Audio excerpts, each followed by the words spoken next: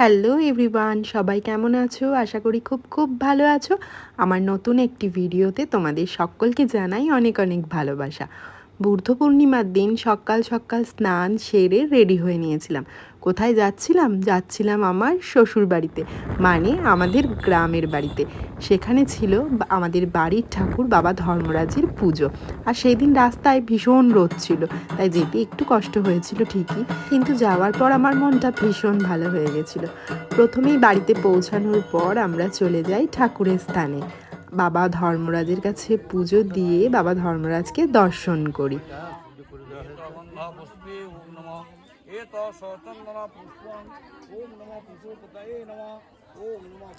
আর এই পুজো উপলক্ষে গোটা গ্রামের মানুষ এখানে এসে হাজির হয়।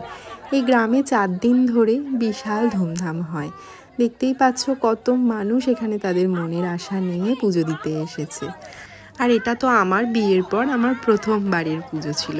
এবারে আমাদের যদিও পালা ছিল না, ছিল আমাদের এক জেঠুর পালা। তারপর আমরা এখানে সবাই মিলে গাছতলায় বসে একটু আড্ডা মারছিলাম। সাথে ছিল আমার সব ননদিনীরা।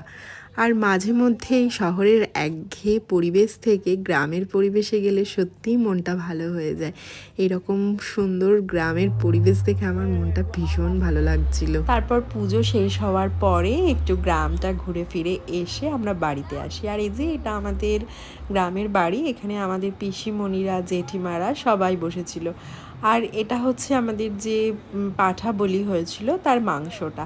এটা এখানে মাংসটা কাটা হচ্ছিল এবং এই প্রসাদটা গ্রামের সবাইকে বিলি করা হয়, সেটাই বড়রা সবাই সেই কাজটাই করছিলেন।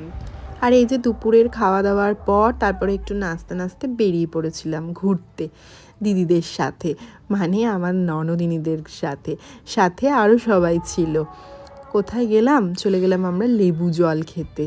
দেখতেই পাচ্ছ পুরো কাকুটাকে ঘিরে ধরে আমাদের বাড়ির সবার কত লেবু জল খাওয়ার ঘটা। আর যারা যায়নি আমরা তাদের জন্য বাড়িতে নিয়ে এসেছিলাম। আর এই পুজো উপলক্ষে এখানে বিশাল বড় বড় বক্স বাজছিল। আর এসেছিল বাচ্চাদের জন্য জাম্পিং এবং ছোটোখাটো কিছু দোকানপাট। এইভাবেই সারাটা দিন আনন্দ মজা করে আমার দিনটা বেশ ভালোই কেটেছিল। তবে এবার মন খারাপ, মানে বাড়ি ফেরার পালা। চলো টাটা, দেখা হচ্ছে তোমাদের সাথে নেক্সট কোনো ভিডিওতে।